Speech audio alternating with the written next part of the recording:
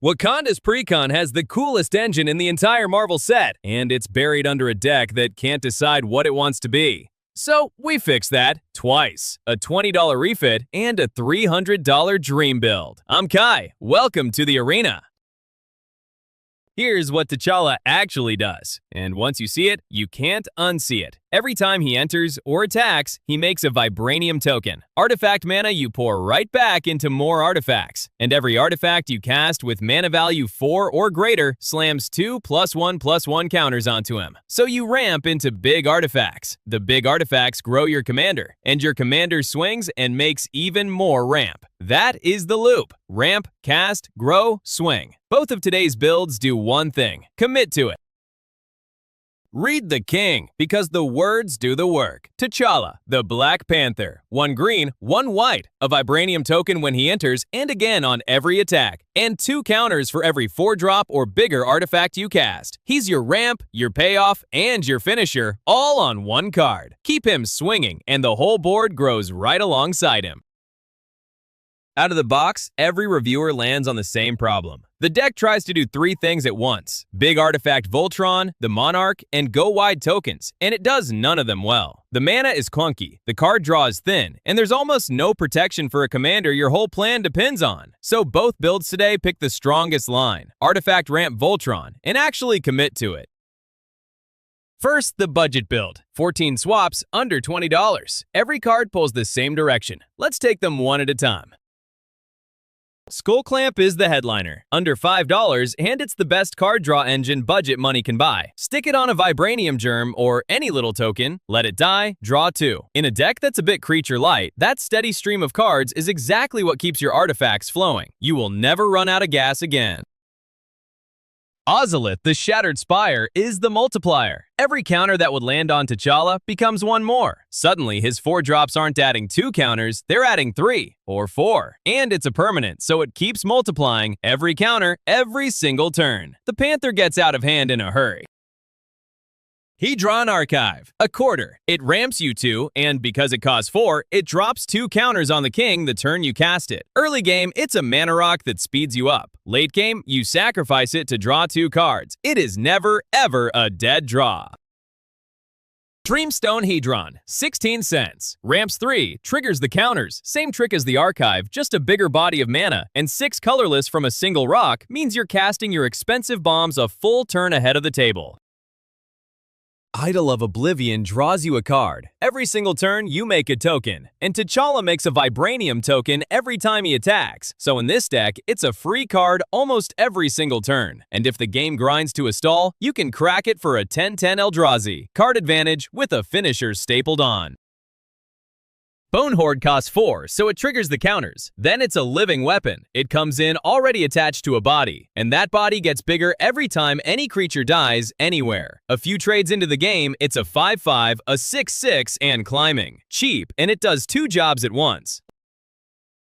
Foundry Inspector makes your artifacts cost 1 less. That means you're casting the 4-drop payoffs a full turn ahead of everyone else. Every rock, every equipment, every bomb, all discounted. Over a game, that 1 mana off adds up to a whole extra turns of value. Conqueror's Flail buffs the Panther, and while it's equipped, your opponents can't cast a single spell on your turn. No removal, no combat trick, no fog, nothing. For a Voltron deck that lives and dies on the big swing, that is the safest attack step in the entire game. Bastion Protector. Your commanders get +2/+2 and indestructible. Now the king walks right through a board wipe. And it isn't just T'Challa. Any commander you've got on the field gets the exact same shield. Cheap insurance for the 1 creature your whole plan depends on. Swiftfoot Boots. Hexproof and haste, 2 mana. He swings the turn he lands, and he doesn't die to a targeted removal spell. For 2 mana, the single most important piece in your deck is suddenly safe and attacking. That's a bargain. Loxodon Warhammer, Trample, and Lifelink. The counter-loaded Panther connects, and you claw your life total right back. Against a fast, aggressive table, that big Lifelink swing is very often the exact turn that buys you back into the game. Colossus Hammer, +10/+10. On a commander this deck can equip cheaply, that is just a kill. 1 mana to cast, and with the deck's equip discounts, it's cheap to slam onto whoever is already connecting. Trample from the Warhammer, and the game's over. And we even upgrade the mana. Karn's Bastion is a land, but tap it a few extra times and it proliferates, quietly stacking more counters onto the Panther for free. It costs you nothing on turn 1, and by the mid-game, it's turning every activation into extra power on the board. On theme, on plan. One more land. Krosan Verge fetches a forest and a plains, so it ramps you and fixes your colors in a single card. Yes, it enters tapped, but 2 perfectly on-color lands out of 1 card is more than worth the small wait. That clunky Precon mana? Solved. There's the full budget refit. 14 cards in, 14 out. Every swap under $20 total, and every one pulling toward the same plan. Now the baller build. 10 bombs, under $300, and everyone is still on the same plan, just louder. The Ozolith is the perfect payoff. It banks every counter T'Challa earns and hands them back. So even if he dies, the value doesn't. It's insurance and acceleration in the same card. Wipe my Panther? Fine. The counters land right back on the next thing I play. If you add 1 card to this deck, add this. Esper Sentinel, White's best 1-drop. It taxes your opponents and refills your hand every turn. In a slower artifact deck like this, that quiet trickle of extra cards is the whole difference between running dry and burying the table in resources. Smothering Tithe, treasure ramp and card draw, folded into 1 enchantment that snowballs the whole table your way. Every card each opponent draws makes a treasure for you. Leave it on the board a few turns and it simply wins the resource game outright. Sword of Feast and Famine, protection from black and green, and it untaps all your lands when it connects. That's a second full turn every single combat. Swing, untap, then hold up removal, or cast another bomb. It is genuinely brutal. Portal to Phyrexia, mana value 9, so 2 more counters, plus a one-sided wipe of their creatures, and a reanimation engine that never quits. 9 mana sounds like a lot, until you remember this deck makes Vibranium every turn. It lands early, and then it takes the game over. Nyxbloom Ancient triples your mana. Point that at a Vibranium board, and the game ends shortly after. 1 activation of almost anything suddenly becomes lethal. It is the single most explosive card in the entire 99.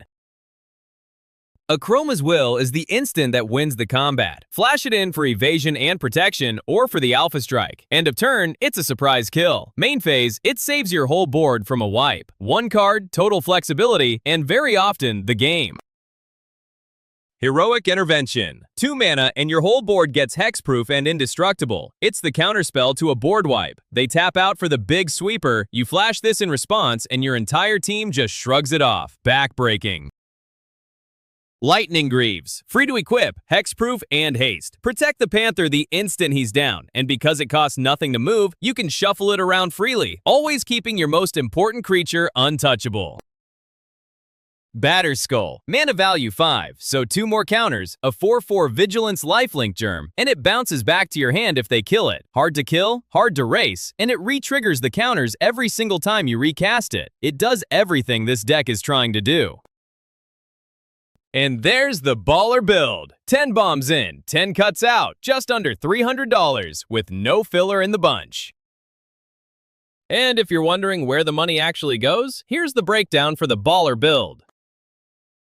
Whether you spend $10 or $300, the deck now does one thing and does it hard. Ramp into artifacts, grow the king, swing. Full decklist and every price are in the description. Singles and sealed are at arcanearena.net.